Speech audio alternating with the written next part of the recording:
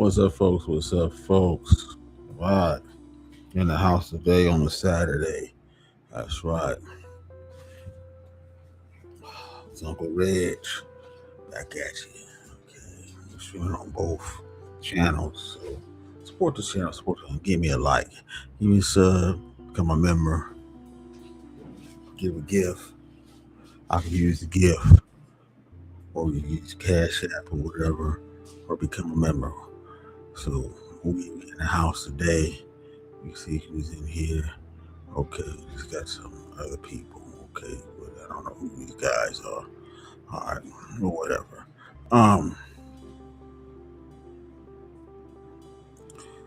Support the channel.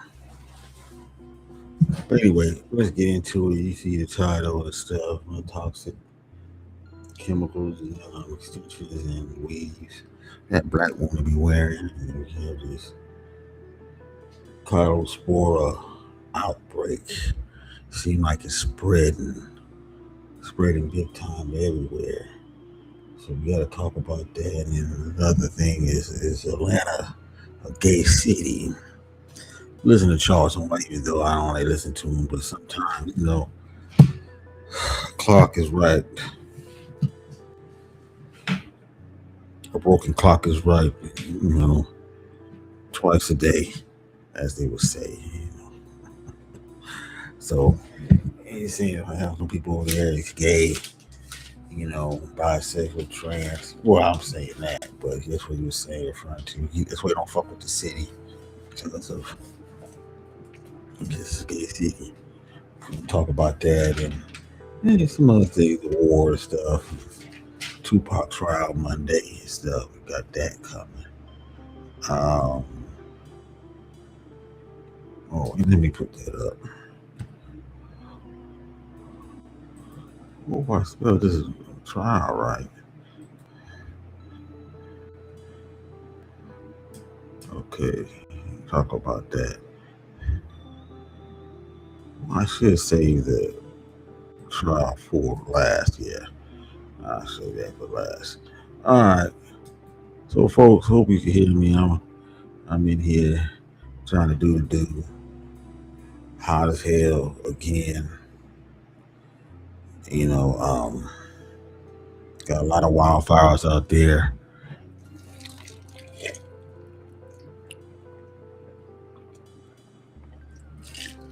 Seems like it's getting worse. And then you have this weird hurricane El Nino season. I don't know. It seems like it's not that much rain coming through. I don't know. But I'm sure we're gonna get hella rain, hella flooding in a minute. We got this hella heat. Just atrocious heat dome. It's just sticking around everywhere and stuff. And then on top of that, high gas and stuff. The energy bills is up. You got air conditioning. People is not feeling this. Not at all.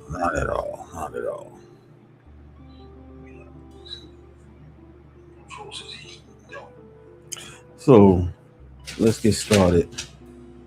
First thing I want to talk about is this. You gotta do this first. The war. As far as the war going, U.S. and Iran war. U.S. hasn't been attacked Iran in 8 days. And the reason for that is because of munitions. We are out of ammo. Apparently, they're saying even though Trump came on in a press conference and said that we got plenty of ammo and stuff for munitions, that's BS. I'm reading right here. Everywhere you Google it, you see the United States currently facing a critical shortage of high-end precision munitions and air defense interceptors heavily depleted by ongoing war. Now, it says while President Trump and the Pentagon has publicly denied that the widespread shortage exists, assertions the U.S. Maintains massive amount of standard munition. Independent analysts, defense official, emergency funding requests confirmed extremely strained on the country's most sophisticated weapon systems. Now, according to an August 2016 data analysis of the Center Strategic of International Studies, the intense military engagement over 6-month-old Iran war has severely drawn down advanced stockpiles of Patriot interceptors. The inventory dropped down to 2/3, 65% from the war levels. But that interceptors, global stockpiles, nearly half reduced, 50%, leaving only 280 missiles. So if they go to war, they're gonna use all those missiles up, all those THAAD interceptors up. It's like that. And then you got offensive systems, stockpile, Tomahawk, land attack missiles, Army tactical missiles, systems, okay, and precision strike missiles are listed by officials extremely low. This is bad.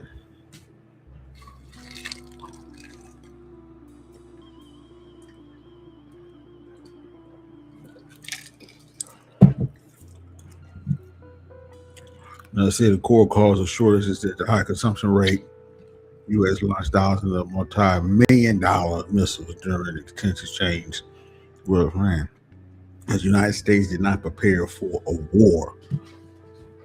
In war, you have a whole load of medium grade missiles, and then you use your most expensive missiles to hit certain targets.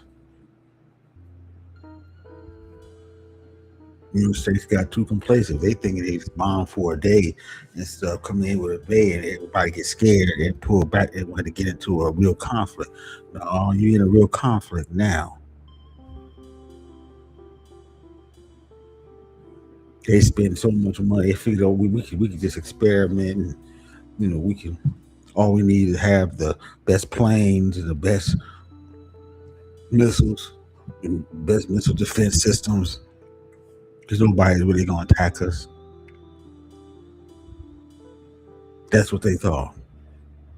Whereas Iran got thousands of drones, medium grade drones, short, low level drones by the thousands.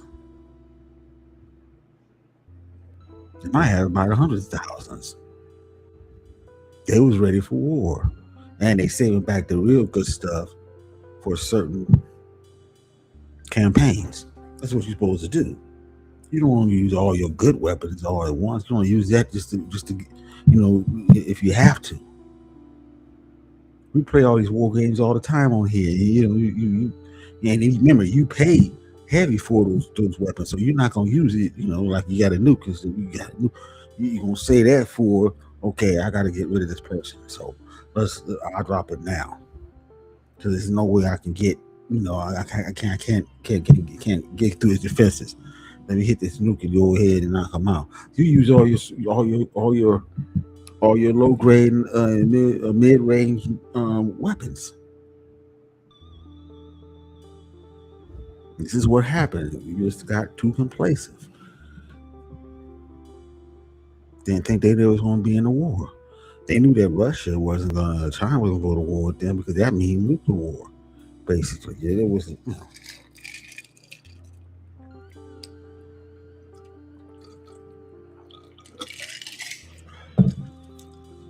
And then it said extending production timelines. The high-end interceptor missile take up to 2 years. That's crazy.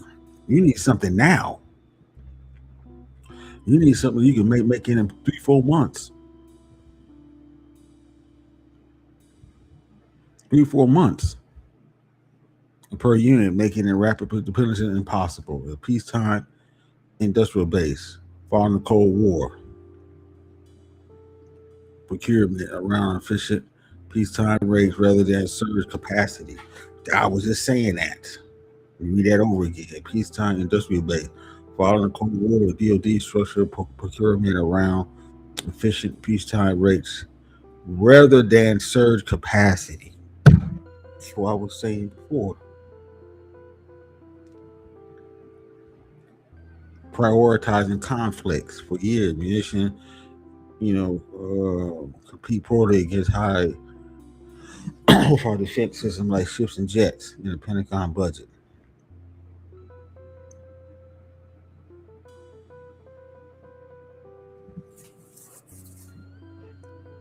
So this is what it is. This is what it is. That's why he wanted that money, so he can buy some weapons from the black market. He was gonna get it from probably China or Russia.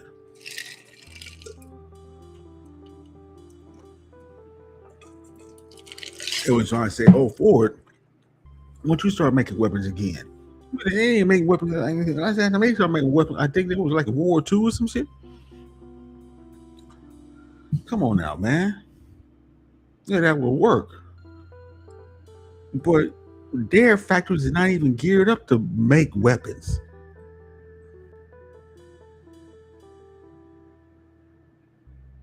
And then they're gonna want a whole shitload of money because we got to convert, a lot of factories over to making weapons now and stuff like that. This, that, and the third. Come on now, man. You ain't got it. Trump fucked up. Fucked up bad on this one. That's why he haven't attacked nobody. Because the general was saying we can't do it.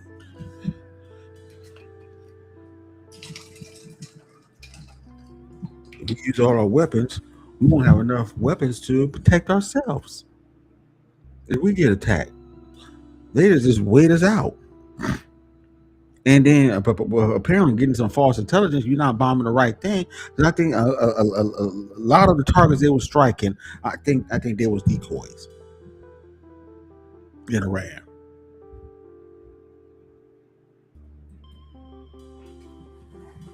Fucking decoys.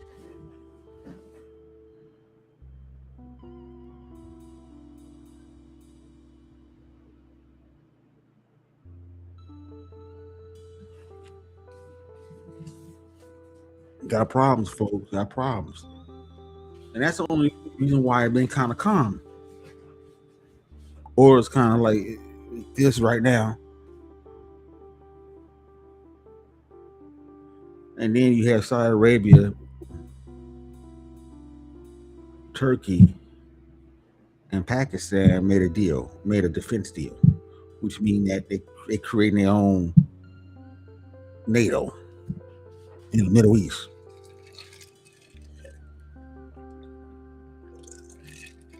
You attack one, you attack all. Now Trump thought that Saudi Arabia, which he was trying to make a deal with make this deal with Saudi Arabia, but then he wanted Saudi Arabia to sign the Abraham Accord, join him and Israel. And some other countries said, hell no, they want to do that shit. So that was a big shock to him. He ain't talking about that. Saudi Arabia just said like this: no, we're gonna create our own defense. You can't help us. And we're not joining with Israel. That means you're the enemy. Fuck you. And so, in some way, in so many words.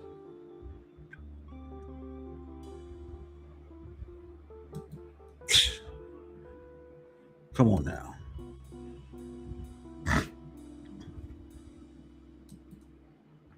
So, there's a lot of things is going on that y'all need to know.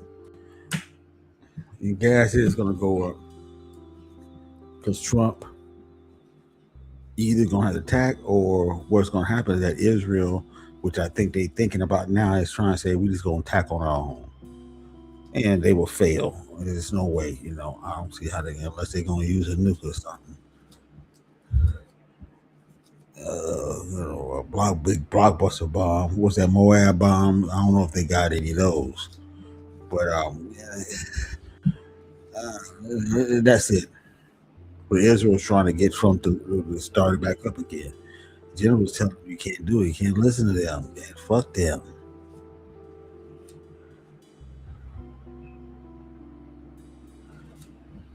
Let's see what he's going to do. Because Trump want the war to stop by the midterms. So, he looked like he won and looks good and people will vote for him.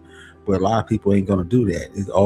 He's probably at this point going down as the worst president out here.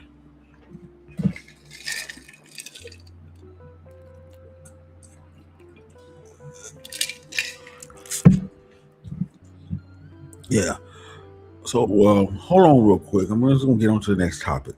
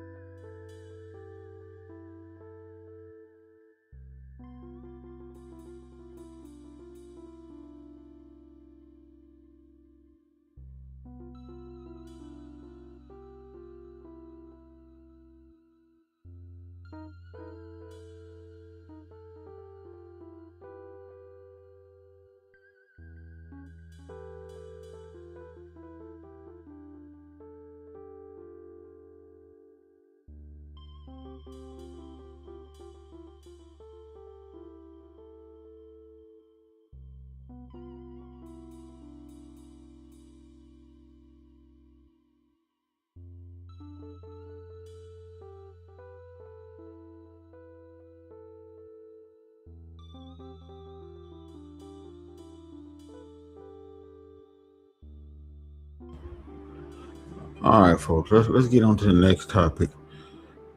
The cyclosporous. A lot of people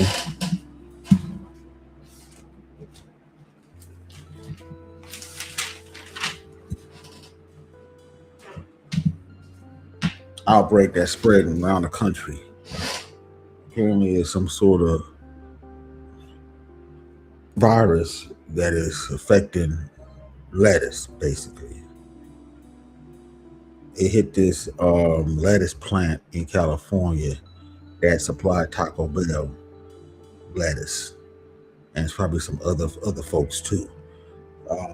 Taco Bell had to take all theirs down, take everything down. I know it messed them up because Taco Bell said that the foot traffic went really down.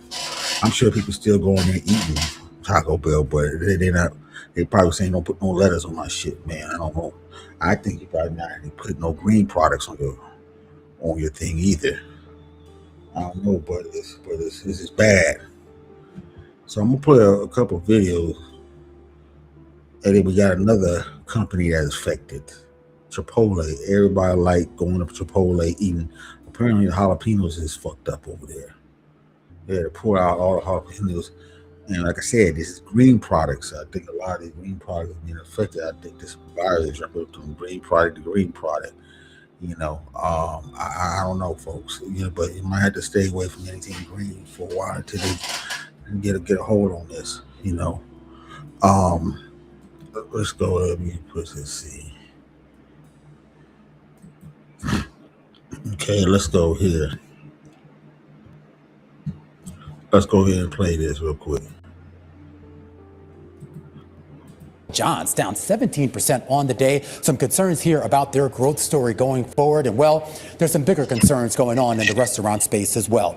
And that is our top story, a focus on restaurant stocks amid a food safety scare that is making things maybe a little bit more complicated for an industry that was already dealing with a myriad of other complex issues. The largest outbreak ever recorded in the U.S. for cyclospora. It's a parasite that causes severe diarrhea.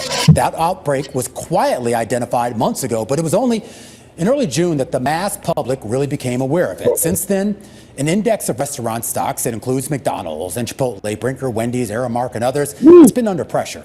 Take shares of Cava. They're down 9% since that time. Yum Brands has slid about 10%. And then there was this closely held upstart chain called Salad & Go, which just filed for Chapter 11 bankruptcy, saying the outbreak worsened its existing business challenges. And that's not all. There's a salmonella outbreak out there, a small one, involving jalapeno peppers that has begun to unfold. And there's a lot of confusion. So you can't fuck with no jalapeno peppers. That means, you know that, Hispanic people love putting jalapenos and stuff like that. You might have to stay away from a lot of those places.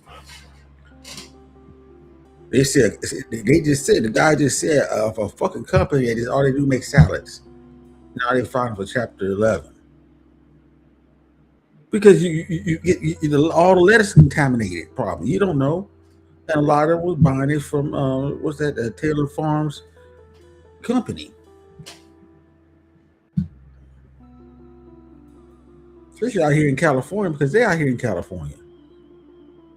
Shit. Unless you grow your own lettuce. About the CDC's messaging on this, or rather, the lack thereof. And that has a lot of customers just deciding we're not going to take any chances. We're just going to stay away from raw veggies and, quite frankly, the restaurants that sell them. We just heard from one of those restaurants, Sweetgreen, salad chain, raw vegetables. Same-store sales growth, it was down. It was expected to be down, and it was down more than expected. They gave a forecast for the full year and said same-store sales, they will be down about 8%. And they also talked about how there's just a lot of uncertainty with regards to that forecast because they still haven't quite figured out what's going on with regards to the food recall and the CDC's approach to addressing it. Our next guest has over 20 years of experience covering the restaurant sector. RJ Hadavi is head of analytical research at the market intelligence firm Placer AI. And RJ, I want to start off with this idea of foot traffic. And we should just point out for Sweetgreen, the public awareness of this cyclospora outbreak kind of came at the end of the quarter. So it probably wasn't fully reflected in their numbers. But when you look across all of the landscape of restaurants out there, are you starting to see any real meaningful drop in foot traffic? Yeah, thanks, Romain. Thanks for having me. And I think we are starting to see, it's a mixed bag across the. Oh, wait a minute. Who's that? Who's that in the chat?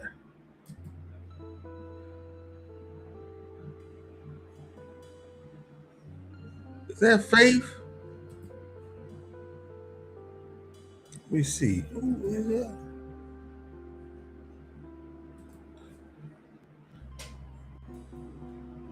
Oh, that's another Faith. Okay, that's another. Okay, I thought that was the other one. All right, whatever. Okay, I'm just doing it again.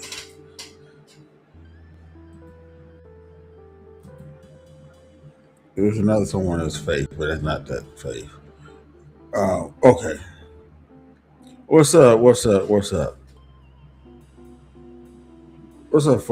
folks? I don't really buy food. You can't do it now. I tell you that. You can't buy out now. You forget all that. Tell them, bro, I want to go here to eat. I want to go to Chipotle. We can't do that. We're going to have to probably buy some food.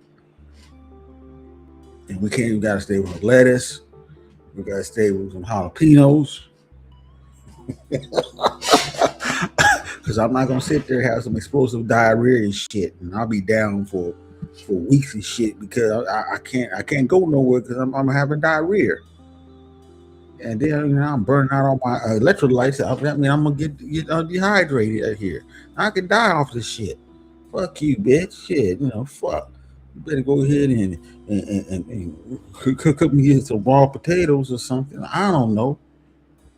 We can get a steak. Shit. And that's it. No green with it. Just a steak. I can do that for you. But anyway, let's go. Restaurant industry in terms of visitation trends. Certainly the names that have been more affected and have been more in the headlines, including Taco Bell and some of the salad chains, they have been more impacted. For example, Taco Bell, at its low point, we saw about a 30% decline on daily traffic compared to a year ago. That was right after the initial CDC announcement in July 16th, July 17th, 18th. That was the weekend we saw a lot of pressure. Since then, it's recovered to about negative low double digits is where we've seen Taco Bell running. Some of the salad chains, they've been running quite a bit negative, anywhere negative mid-single digits to high single digits, depending on. Yeah, probably the salad chain is probably getting hit the worst. I know they get hit the worst because that's all they know. Especially if you try to eat healthy. So now they'll stop people for a minute for eating healthy. So people eat salads every day. So you know how much money they losing because of that. And remember, 300-400 people, a couple thousand people over here, a couple thousand already got sick off of the shit, and it's spreading. Because we're so concerned about the war and stuff, Trump and stuff, and the Nolan Wells case. Roland Martin. You don't know about this. You can't get no salad no more. I wouldn't touch no salad nowhere. No salad. You go to Sprouts and stuff. You go there, you go to your favorite. What's your favorite store that sells nice salads at? It's like Sprouts, Sam Club or whatever there, Price Club, whatever. Costco.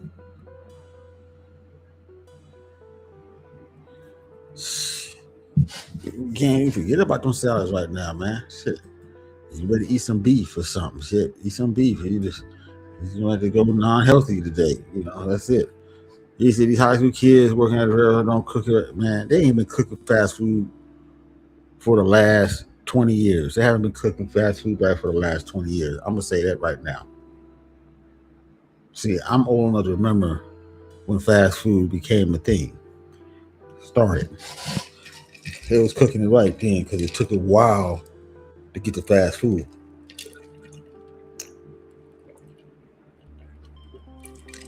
In 15 minutes. That shit, not now, they push that shit out in about 3 minutes. That's it. There you go. You got your food.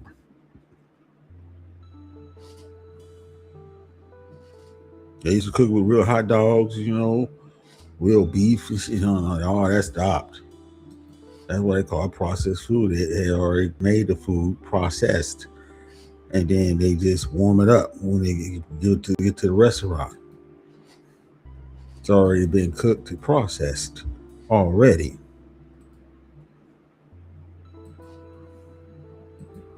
But anyway, let's continue. Concept depending on where in the country. And I think your point is very important here too. It's all about communication. When consumers don't have confidence in what happened to cause the outbreak, what solutions were put in place to make it happen, that makes it very difficult. And that's typically where we see pressure on visitation trends linger a lot longer for these type of chains. I am curious though, when we look at past foodborne outbreaks and the impacts on some of these companies, I mean, is there sort of a general timeline where, we find out what's happening, the government or whoever gets a hold of it, the companies, find a way to, refresh their inventory and refresh their marketing? Like, what is the timetable? Is that something where they kind of snaps back fairly quickly, or is this kind of a lingering issue that they're going to have to deal with for quarters to come? It typically is a multi-month recovery process, and I think we've got a couple examples we can look back to. And certainly each situation is unique in terms of what happened to cause the outbreak and the recovery message from the companies that were affected.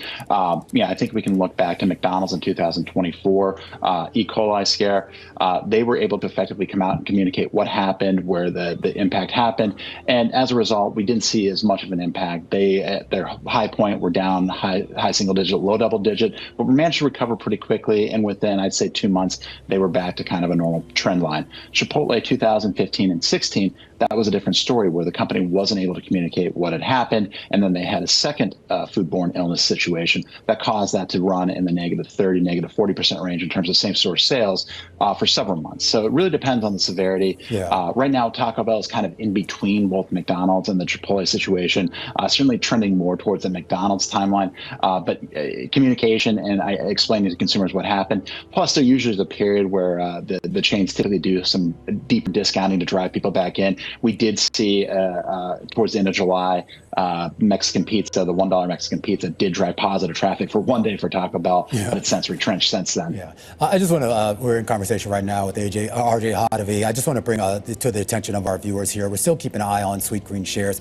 down about 12%. We had mentioned before that they were projecting a slowdown in same-store sales growth for the full year. That forecast is down 7 to down 8%. Now, it had a previous forecast of down 2 to down 4%. So basically saying that things are going to be a lot worse than they had originally expected. And they specifically single out the, quote, multi-state outbreak of cyclosporiasis since mid-July and say that the pace and timing of the recovery remain uncertain. But for right now, that is the forecast, and it is not good. And RJ, I do want to get to this issue, though, that even before this outbreak, Sweetgreen, and not just Sweetgreen, but a lot of these fast casual chains were already grappling with customer issues, somewhat related to their pricing. The idea that, you know, at least at Sweetgreen, you're paying $15 to $20 for a salad. Even a place like Cava and some of the other places that maybe a little, and Chipotle, maybe a little bit more affordable, still on a value proposition level, we're not necessarily resonating with a lot of consumers. No, you're 100% correct there. And we have seen that limited service restaurants, both quick service restaurants and fast casual, have generally been under pressure this year. When we look at year-over-year visitation trends on same-store basis, they are generally down. And I think you pointed out a lot of the factors. I do think perceived pricing and relative value are key things that consumers are watching right now. We've seen a lot of cross-visitation trends with grocery. We do see that value-oriented grocers and convenience stores and warehouse clubs are becoming more competitive when you look at visitation data.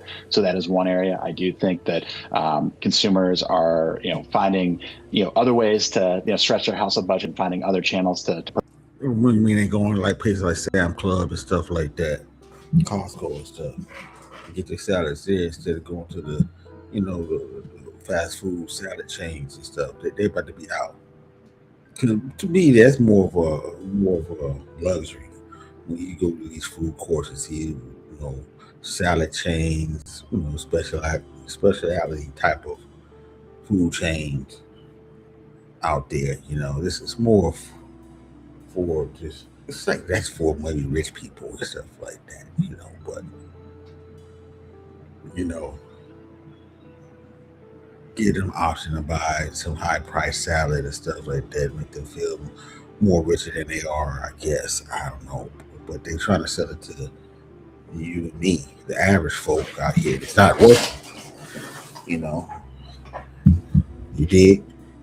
And now with this outbreak, they probably are out of business. They can't survive off of the poor or rich people. Places like that can't survive off of rich people. They need middle class and poor people to survive off of that. Or working people. But anyway, let's go. Purchase into. So I think you're exactly right. It is a challenging environment right now. And certainly the food safety questions that have been raised have only escalated that. So why do you care? Now, if everybody start getting on a health kick, then yeah, those places will probably blow up big time. Because everybody be eating salad and stuff. And more healthier food. Okay, now let me get into the next one. We gotta talk about this next one. A lot of y'all like Chipotle. Apparently Chipotle has been hit. Let's see what they have to say. I hate to have to tell you this, but there are now multiple outbreaks of foodborne illness spreading across the country. Yesterday, we told you about the salmonella outbreak tied to jalapenos, including ones eaten at Chipotle. The CDC says it's sickened more than 300 people in 27 states. And all of this is happening while officials still do not have a handle on the cyclospora outbreak linked to iceberg lettuce. That now includes cases in 15 states. CBS News correspondent Chanel Cole is tracking all of this and joins us now with more. It's so uncomfortable, Chanel, but what is the latest? Folks need to know this. Good morning. What do we know? It is really important, as you mentioned, Errol. Good morning. So the CDC is saying those jalapenos came from Mexico and they were served at Chipotle, Qdoba, and other restaurants. Federal officials say they're working now to determine how many other restaurants. We're talking about maybe low-end restaurants or medium-end restaurant, high-end restaurants. Those restaurants you go to, which is a little bit more, you can say classy or whatever, more classier than just the average restaurant. Hey, all about the jalapenos from Mexico. But apparently Chipotle, once they got hit, the worst. But god damn. where else the jalapenos have been distributed. A kitchen staple is now at the center of a multi-state salmonella outbreak. It makes me feel a little nervous. The FDA says bacteria-contaminated jalapenos were sold to restaurant chains like Chipotle and Qdoba. Both restaurants have now stopped serving the affected peppers. Chipotle says it's replaced them with product from different growers. Both chains say they're cooperating with public health authorities. The CDC is reporting 27 states have salmonella cases related to the peppers. Minnesota and Colorado topping the list with over 100. That's everybody. That's almost look at all them states. All them goddamn states. Look at that. Look at all them goddamn motherfucking states. Yeah, that's shit. It's fucked up. 1, 2, 3, 4, 5, 6, 8, 9, 10.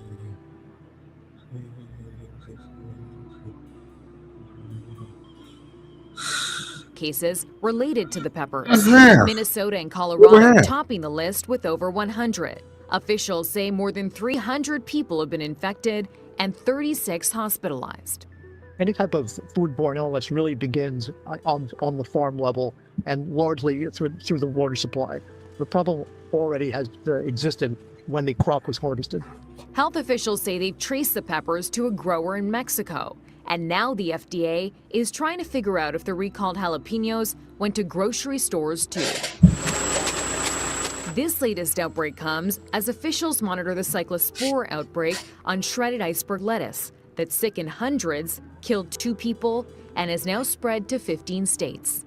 When you have salmonella on the one hand and cyclosporiasis on the other, it's serious. What's important is that we're finally sitting up and saying, what can we do to understand why it's happening, figure out the source of All this happening. problems so that it doesn't happen as aggressively.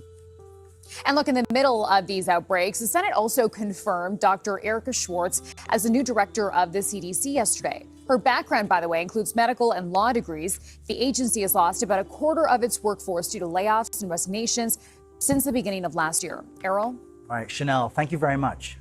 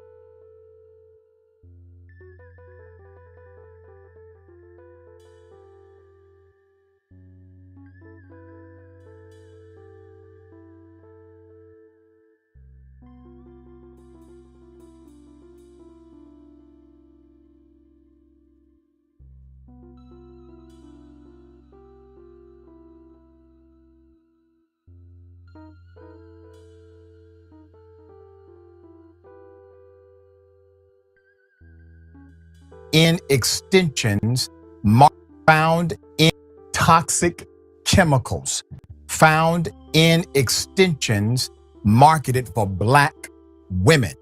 Here it is.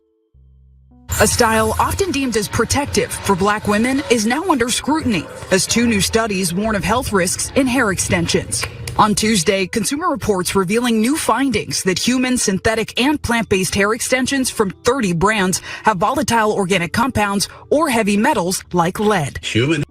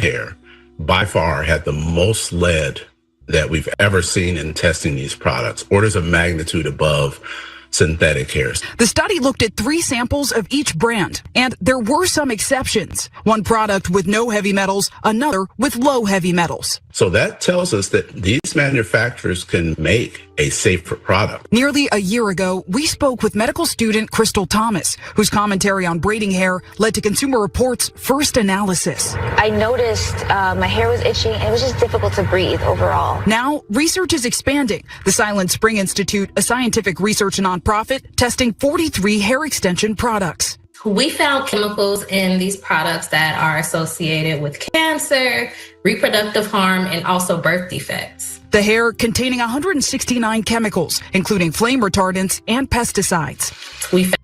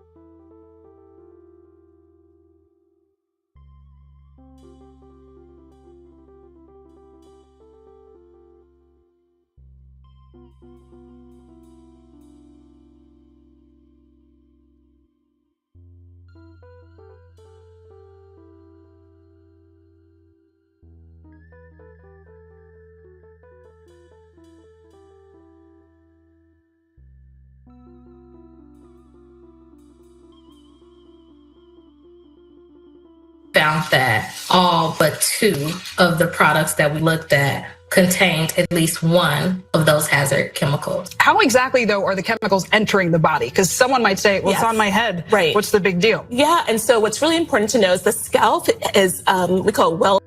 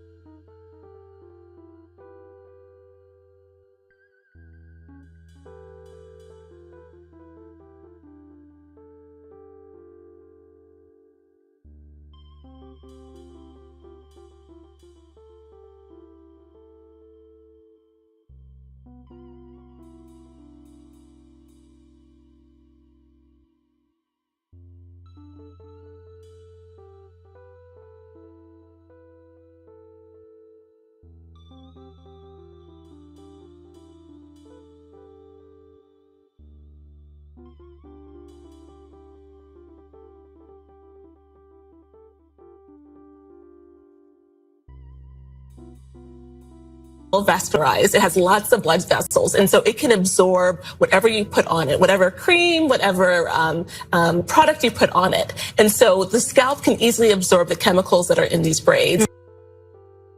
This is a hell of a study, hell of an analysis, not theory, not conjecture, but fact based on the analysis of chemical construct. Now remember, the extensions obviously are epidermal. They're on the outside of the skin. But the chemicals they're citing are transdermal. They're able to absorb through the skin tissue and into the blood. Put it up full mass. According to NBC News, the same chemicals found in pipes, pesticides, and floor tiles are also present in wigs.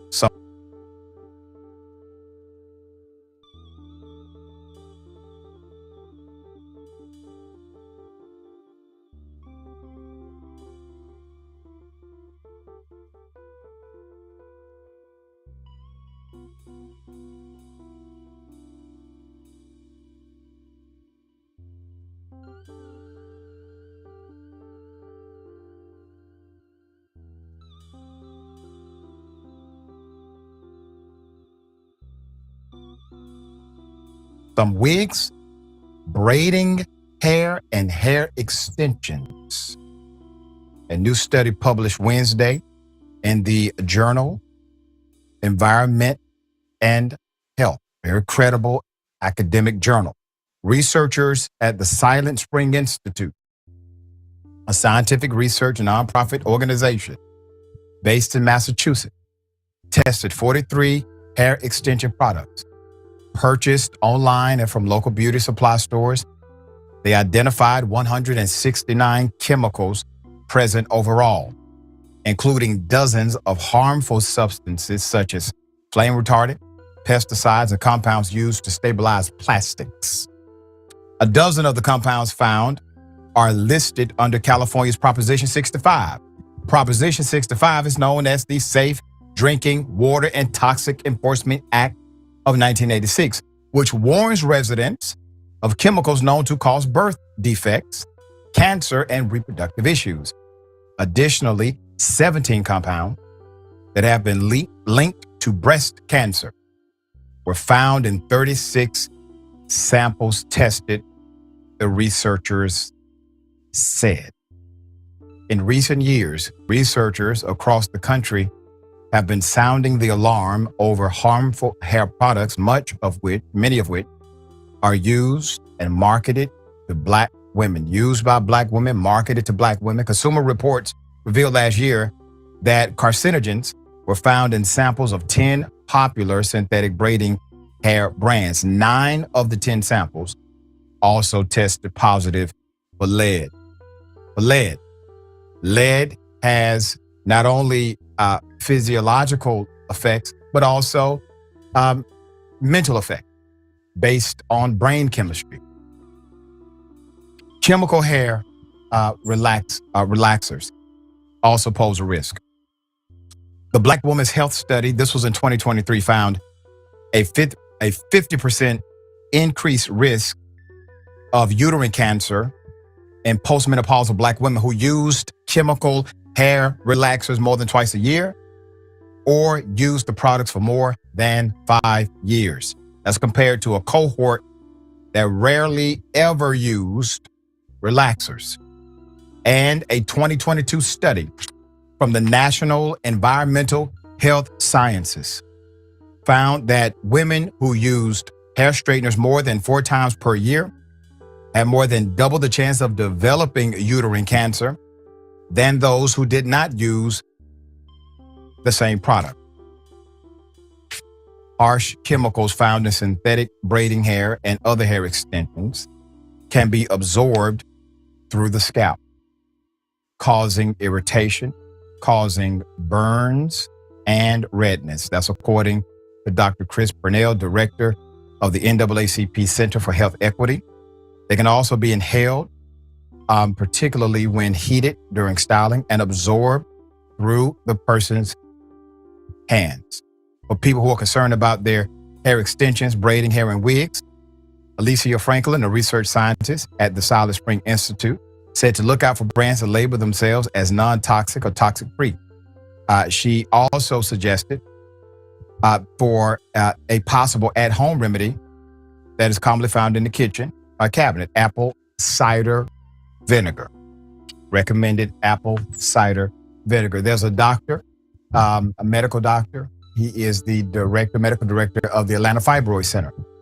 His name is Dr. Lippman. Happens to be a white male. He's a white male who has a Black female-centered practice, and he has been on Indisputable before. Sharon Reed interviewed him. He's a remarkable human being.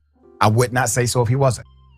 But he was the first person years ago who proclaimed the connection between these hair products and fibroids in Black women. Fibroids, okay? He said it.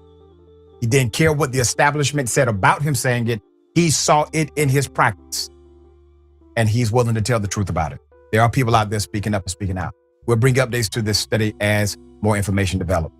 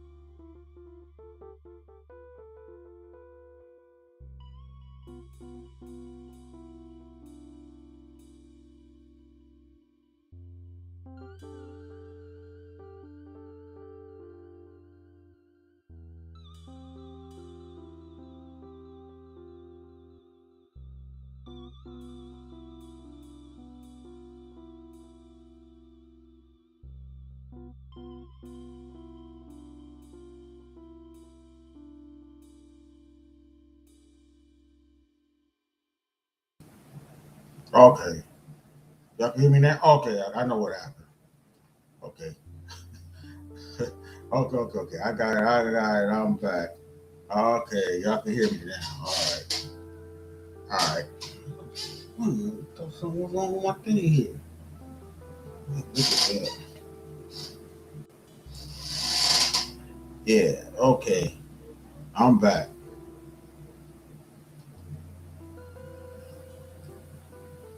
Okay, I'm back. Okay. No, but like I was saying, Keefe D, okay.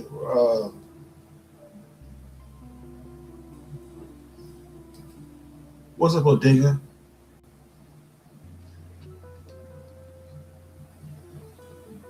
Right. Okay, I'm all right. What's up, Odinga? Last week, who's that? Okay. But anyway, yeah, that trial start. Tupac trial starts Monday. This one, and I'm definitely going to cover it. TPD is the main accuser, so we got to see how it's going to go. No, I accidentally turned down the volume. There was another way you could turn down the volume, and I didn't notice I turned down the volume. I had to go back into the settings, and I actually turned down the volume by mistake. That's what happened. No, the music had nothing to do with it. Yeah. But anyway, yeah, man. We got to see what's gonna happen. So I'm definitely gonna cover the Tupac trial.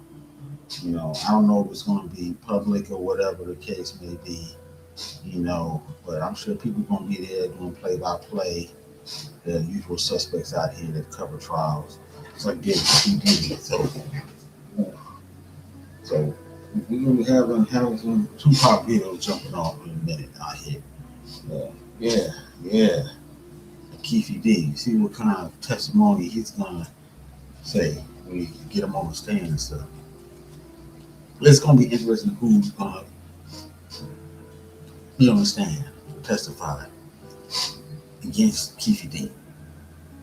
Really, and we're gonna see if Keefe D, throws a couple people under the bus to get a shorter time, because he's gonna get convicted. That's all to it. It is what it is. Yeah. I need audio coaching 101. And I don't know how long I've been because I know I played the video, but maybe it was fucked up then. But at least I played the video. I'll probably go through. I don't know. I'll put this to members and stuff. But anyway, tomorrow I'm gonna talk about Atlanta is a gay city. I had the Charleston White got on here and he talked about Atlanta, saying it's a gay city and stuff like that. So we're gonna pose a question tomorrow: is Atlanta a gay city? I know when Salsa Ray was alive, she was there and she was a swinger, and she said she had got in with Simon no more. So you know that they must have been doing some stuff. Even Salsa Ray couldn't even happen.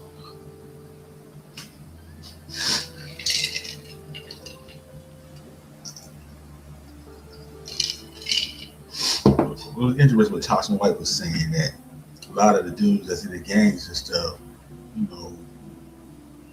got a crew of 10, 4 of them is gay, openly gay. I'm seeing videos where these guys be at places and the other guy sitting on the guy's lap. I'm going, what the fuck is this shit? Like he's his own girl or something. Like that's his girlfriend or some shit. This was some weird shit. When did that happen? That passed me by. I'll tell you that right now. That's my homeboy. He's sitting my. That's my girl. That's my man. That's my girl. Really? He's open gay, man. Sitting on each other's lap and stuff like that. That's your girl, like a girl. And he's holding them too. Really? Man. Charleston White is right on that. Anyway, I did talk about it a little better today. Yeah, she's gone, man, yeah. And the thing is that she went back to Georgia, but she didn't go to Atlanta. She was in some hotel, and had a heart attack and shit. Boom. Her daughter said, she's gone. Ain't no faking this time. She's been gone for at least a year, it looked like.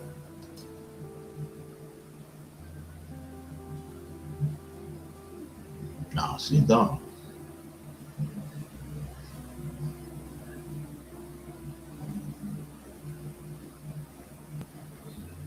But she was in Atlanta, that's how she met I guess her second baby daddy, priest and stuff over there. And she was fucking with Chris Law at the time too. I thought her and Mick Jack was doing something, but apparently not.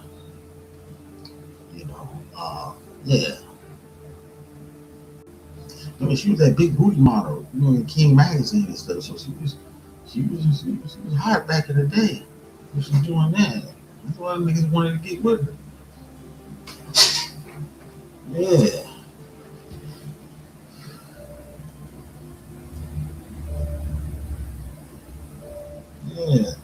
But anyway, we're gonna talk about that tomorrow.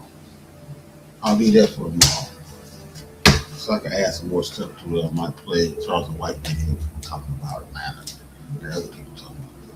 Now there's another guy, Charleston Hampton III, I think. He lives in Atlanta. He's a gay man there. He's a buff guy, bodybuilder, but he's gay. He got HIV. And he said Atlanta is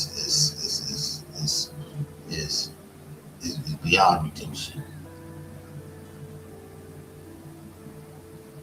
So we're going to talk about that tomorrow. I'll make sure I put that in the title. Talk about that. But anyway, thank you for coming through.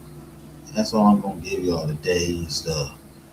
So until next time, I see you guys on the other side.